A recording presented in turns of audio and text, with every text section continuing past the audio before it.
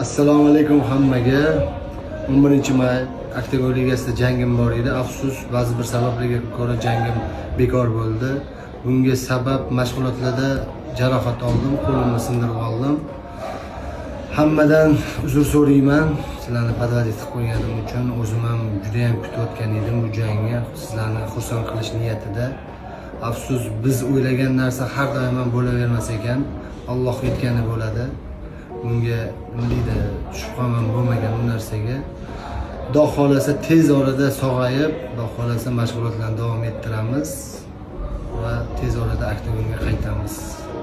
Sizlarga katta rahmat. Xudo xolasa qo'llab-quvvatlab tursanglar, albatta maqsadimiz bilasizlar, o'sha gap UFC.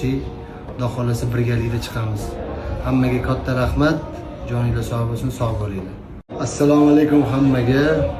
11-may Oktyabr ligasida jangim bor edi. Afsus, ba'zi bir sabablarga ko'ra jangim bekor bo'ldi. Bunga sabab mashg'ulotlarda jarohat oldim, qo'limni sindirib oldim. Hammadan uzr so'rayman. Sizlarni podvadit qilib qo'yganim uchun o'zim ham juda ham kutayotgan edim bu jangni. Sizlarni xursand qilish niyatida. Afsus, biz o'ylagan narsa har doim ham bo'lavermas ekan. Alloh aytgani bo'ladi. Bunga nima deydi, shubham ham bo'lmagan bu narsaga.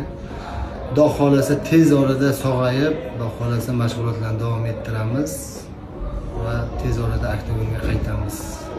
Sizlarga katta rahmat. Xudo xolasa qo'llab-quvvatlab tursanglar, albatta maqsadimiz bilasizlar, o'sha gap UFC. Xudo xolasa birgalikda chiqamiz. Hammaga katta rahmat. Joninglar sog' bo'lsin, sog' bo'linglar.